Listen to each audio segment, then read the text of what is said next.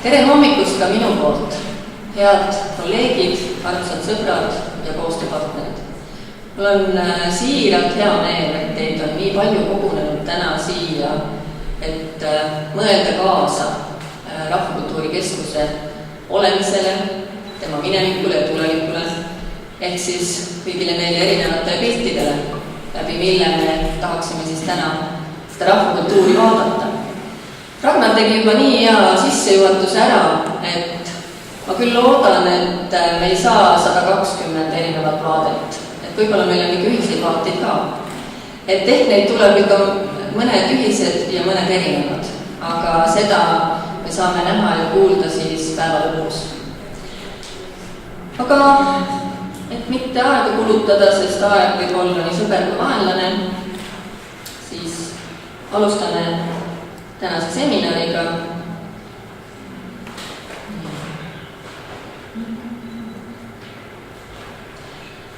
Ja mina püüan siis rääkida, kuna meil on külalised Lätist ja Leedust ja nemad toovad meile vaate endi Rahvakultuuri Keskuse toimimisest ja nende keskuse toimimisest, siis mina räägin Eestist ja meie Rahvakultuuri Keskusest.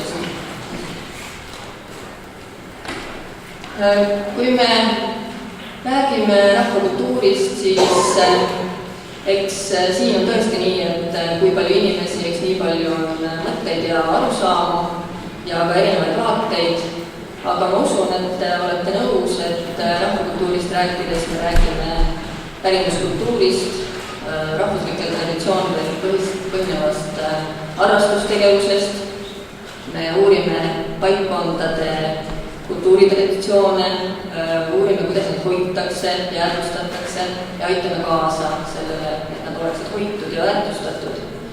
Ja samuti on väga oluline rahvakultuurist rääkides seltsitegevus ja koolitus. Nüüd, kui me Eestis räägime rahvakultuurist ja kultuurikorraldusest, siis ma arvan, et me võime tinglikult jagada 3 tasandisse selle kultuurikorralduse, ehk siis üleriigiline tasand, maakondlik tasand ja kohalik tasand. Maakondlik tasand on tõenäoliselt kõige ulatuslikum. Ja järjepideva kultuurialase tegevuse korraldamine riigi tasandil on kahtlemata Kultuuriministeeriumi ülesanne, kuid rahvakultuuri osas on riik delegeerinud erinevate valdkondade loomingulise tegevuse ja sisukuse ja järjepidevuse eest vastutamise keskseltsidele. Keskseltsi on Eestis 6. Ja läbi Rahvakultuuri Keskuse saavad keskseltsid tegevustoetust. Ma ei hakka neid siin üles lugema, te kõik näete neid mõnda aega hoian ekraanil, et iga see nimetus ütleb ka päris palju ära ju sisust ja kuna ma näen, et reeglina on siin enamasti inimesed, kes on selle valdkonnaga väga tihedalt seotud, siis ei hakka siin ükshaaval neid üles lugema. Laulu- ja tantsupeo sihtasutus on siis Eestis see asutus, kes järjepideva laulu- ja tantsupeo protsessi eest hea seisab ja suuri pidusid korraldab. Ja Rahvakultuuri Keskus siis sidustajana nende kõige vahel. Maakondlik tasand. Ma arvan, et kui me räägime siin 20 aastast, mis Rahvakultuuri Keskusel on selja taga, siis tõenäoliselt varasematel aegadel maavalitsusel oli olulisem roll kui täna. Aga meie siiski näeme maavalitsusi oma koostööpartneritena ja me tegime keskuse kolleegiga ja Rahvakultuuri nõunikuga ministeeriumist 2021. aastal tiiru peale Eestimaale ja käisime, külastasime kõiki maakondi, kohtusime kõigi maavalitsuste, omavalitsusliitudega ja teiste seltsidega, kes olulist rolli maakonna tasandil mängivad. Ja kuulsime, et enamasti on maavanemad ikkagi seda meelt, et neil on roll ja nad tahavad seda rolli kanda. Järjest tugevamaks peaks tõenäoliselt muutuma omavalitsuste liit, kelle kätte koondub raha, mis korjatakse ühiselt kokku ja ka seadusjärgselt on öeldud, et omavalitsuste liit on see, kes ühistegevust maakonna tasandil korraldab. Kas ta täna nii on, aga ta võiks ju nii olla ja see võiks olla ka üks tulevikusuundi. Siiski ma ei arva, et maavalitsus sealt kõrvalt peaks ära kaduma. Ja rahvakultuuri, siis maakondlikud keskseltsid, neid ei ole väga palju maakondades, aga siiski on neid olemas ja siis nad ühiselt otsustavad maakonna suursündmuste üle, arutlevad oma tulevikusuundi ja muud toimimist. Ja rahvakultuurispetsialist siis võiks olla see sidustaja nende erinevate institutsioonide vahel. Ja rääkides rahvakultuurist on muidugi äärmiselt tähtis kohalik tasand.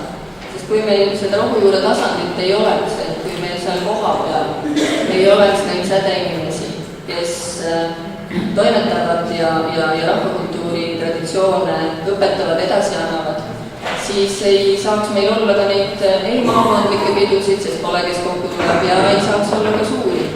Sest kõik algab kodust, kõik algab koha pealt, kõik algab kohalikust tasandist.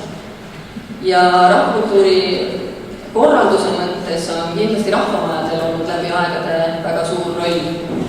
Nad on läbi aegade palju muutunud, nende ümber on palju muutunud, ühiskonnas on palju muutunud, on rahastamispõhimõtted ja kõik muu, aga siiski nende olulisus seal kohtadel on kahtlemata alles. Ja nad on meile Rahvakultuurikeskuses väga head koostööpartnerid ja väga head koostööpartnerid. Muidugi tegelevad kohalikul tasandil ka erinevad seltsid, seltsingud, vabakonnad, tähtis roll on külakeskustel ja koolides tehakse väga tänuväärset tööd, sest seal õpetajad juba algklassidest alustavad rahvatantsu õpetamist, koolilaul on meil, nii et läbi huviringide kindlasti antakse edasi see kohalikul tasandil seda rahvakultuuri väärtust. Ja sageli ka raamatukogude muuseumid, kui nad seal koha peal on olemas, siis nemad ka täidavad seda väga olulist rolli. Ja ei saa ühtegi suurt asja teha üksinda, ehk väga tähtis on igas valdkonnas koostöö. Ja Rahvakultuurikeskus on siis sidustajaks siin nende erinevate institutsioonide vahel, mida te siin näete, kes on kõik meie väga head koostööpartnerid, kellega me koostööd teeme ja läbi mingi tegevuse on nende kõigiga meil olemas sidusus. Mõni sõna, kuna täna on Rahvakultuurikeskuse aastapäev, siis mõni sõna sellest keskuse kujunemisest. Me ei peatu sellel pikalt nendest toredatest kotikestest, kus teil mummukesed peal on üks pisikene raamat, mis väga äsja valmis. Me oleme siin lühidalt ja ülevaatlikult koondanud teabe selle keskuse minevikust ja ka sellest, millega me tegeleme. Seda saate muidugi pärast ka põhjalikult uurida. Praegu lihtsalt siis mõne sõnaga, et erinevate asutuste kokkupanemisel 1994. aastal siis moodustus Rahvakultuuri Arendus- ja Koolituskeskus, millisena ta siis tegutses kuni 2012. aastani ja siis muudatuste käigus muutus Rahvakultuurikeskuseks. Ehk et minul on väga raske rääkida 20 aasta tagustest asjadest, kuigi ma seda väga tahaksin ja olen kolleegidelt ka uurinud, et minu ajaarvamine hakkabki 12. aastast ja ilmselt see on rohkem see, mida ma oskan rääkida. Kes me siis oleme ja mis me teeme? Et Rahvakultuurikeskus on valdkonna kompetentsuskeskus ja ta on abiks ja toeks valdkonnas tegutsevatele inimestele ja organisatsioonidele.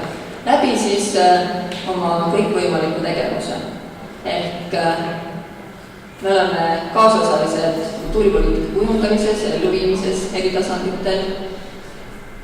Läbi välja töötatud toetussüsteemide toetame paikkondliku traditsioonide hoidmist, erinevate kultuuriruumide tegevust. ja järjest enam on hakatud rääkima vaimsest pärandist ja selle väärtustamisest. Keskuses on vaimse kultuuripärandi nimistu, mida meie spetsialistid haldavad, ja loomulikult on läbi aegade olnud väga-väga olulisel kohal koolitus. Nüüd üks meie suurtest tugevustest, mida me ise teame väga suureks tugevuseks, on see maakondlik võrgustik. Ehk meie asutus on selle võrra omapärane, 15 töötajat on laiali, igas maakonnas siis üks spetsialist. Ja selle spetsialisti ülesanne siis kahtlemata ongi nende erinevate tasandite sidumine ühtseks tervikuks, et ta on seal meie saadik. Nii, ja keskuses on siis ülesandena, see on hilisemal tulnud erinevate programmide haldamine. Meil on nii üleriigilised programmid kui siis ka need paikkondlikud kultuuriprogrammid. Üleriigiliste programmidena võiks nimetada Eesti Rahvarõivast. Mentorprogramm jõuab igasse maakonda ja seda ka jälle läbi meie spetsialisti, kes selgitab koha peal välja vajadused ja siin tulevad keskseltsid mängu, kelle roll ja meie koostöö on väga oluline. Folkloorifestivalide abil tehakse suuri sündmusi maakondades. Teatermaale programm aitab võimalikult palju professionaalset teatrit viia kohtadele ja samuti saavad lapsed noored tulla statsionaari vaatama teatrit, et siis oma esimesed kogemused ja elamused kätte saada. Ja Rahvakultuuri maakondlik kultuuris on küll igale maakonnale üsna pisku, aga ka pisikene toetus on toetus. Me räägime programmidest, siis lihtsalt kõik ei ole sellega väga hästi kursis ja ainult mõne sõnaga nendest eesmärkidest, et miks siis seda tehakse. Et meil on Eestis olemas erinevad kultuuriruumid ja see väga väärtuslik traditsiooniline eluviis ja kombed, keel, mis nendel on, vajab kindlasti toetust ja on seda väärt, et teda hoida. Ja muidugi on väga oluline noorte kaasamine, et järjest enam unustatakse keelt, kombeid, kui ei ole enam ees kõnelejaid, kui ei ole enam traditsiooni kandjaid, siis paraku nii mõnigi väga oluline traditsioon kaduda. Ja need kultuuriruumid ja kultuuriprogrammid, mida siis Rahvakultuuri Keskuses hallatakse, on siin ära loetletud. Et kui te kujutate nüüd Eesti kaarti ette, siis igas sopis on olemas üks oluline ruum, mida me tahame hoida ja väärtustada ja toetada. Ei ole Kesk-Eestis, et kui siin on Kesk-Eesti inimesed, siis usun, et tulevad kohe küsimused, et miks meil ei ole, aga me oleme sellest palju rääkinud ja see ei ole võimatu, see võib olla üks arengusuundi ja me oleme tänase päeva lõpetanud, siis me tea, millised mõtted ja ideed meil veel kõik on, millised programmid võiksid tulla ja mismoodi võiks see edasi minna. No ma mõtlesin, et viimastel aastatel just hakatud väga palju rääkima vaimse pärandi teemadel ja Rahvakultuuri Keskus on siis see institutsioon, kes määrati selle temaatikaga tegelema, ühtlasi sai ka ülesandeks luua vaimse pärandi nimistu, mis siis avati 2010 ja see on järk-järgult täienenud. See on kindlasti selline nimistu, mis ei saa kunagi valmis, see võib alati täieneda ja kindlasti seda ka teeb.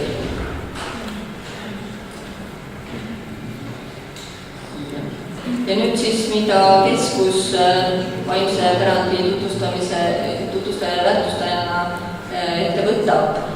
Ministeeriumi juurde on moodustatud vaimse kultuuripärandi nõukogu, kes annab sisendeid, teeb ettepanekuid nii ministeeriumile kui ka keskusele, temaga see, kes otsustab, millised kanded, millised traditsioonid kantakse nimistusse.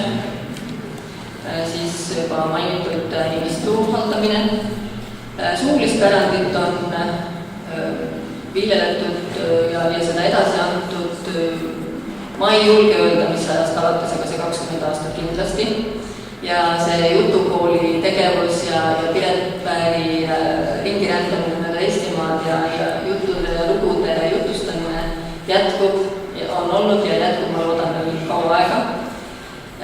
On tekkinud jutupühad, mis on nüüd kohe novembris tulemas, mida Piret veab, aga kuna meie keskuses on nii, et tegevused on väga läbi põimunud, siis on kaasa aitav kogu seltskond, et ei saa öelda, et keegi seda päris üksi teab, algatajatega on. Siis vaimse pärandi koolitused, on meil rändnäitus, mis praegu ringi rändab ja tähtis koht on koostöövõrgustikkel, et siis tehakse koostööd koolidega, on vaimse pärandi eestkõnelejate võrgustik tekkinud ja muidugi ka läbi programmide seda vaimse pärandi jäädvustamist aidatakse teostada.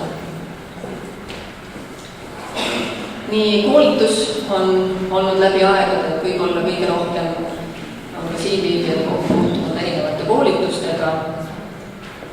Keskus on siis pakkunud ja pakub jätkuvalt oma valdkonna eestvedajatele arenguvõimalusi läbi täiendõppe, erinevate seminaride, infopäevade, tehakse õppevisiite ja võib-olla on oluline märkida, et 90% koolitustest toimub väljaspool Tallinna.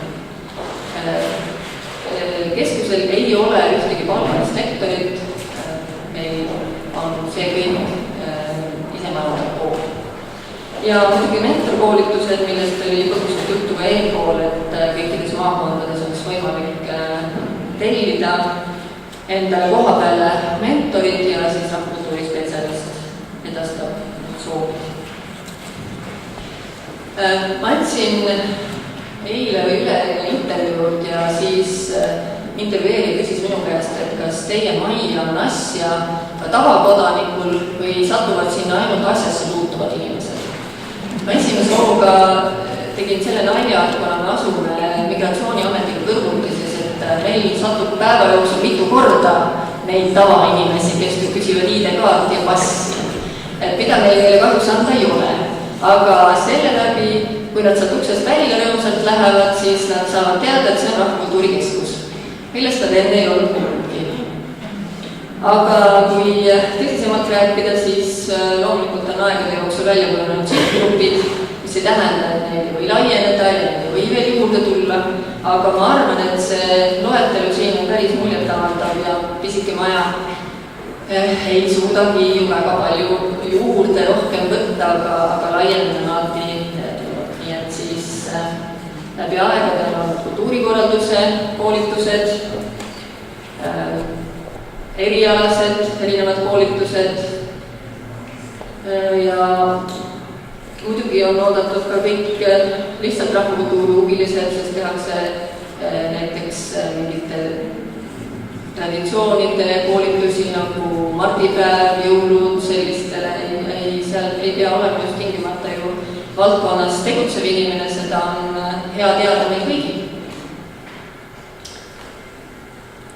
Ja kui me räägime siis 20 aastat keskusest, siis läbi aegade tuntud ja hinnatud kursused on olnud rahvatantsujuhtide kool, rahvarõivaste valmistajate kool, kuhu järjest enam ja enam tahab inimesi tulla õppima ja endale rahvarõivaid valmistama, mis on kindlasti märk sellest, et see rahvakultuur on meile väga omane ja väga oluline.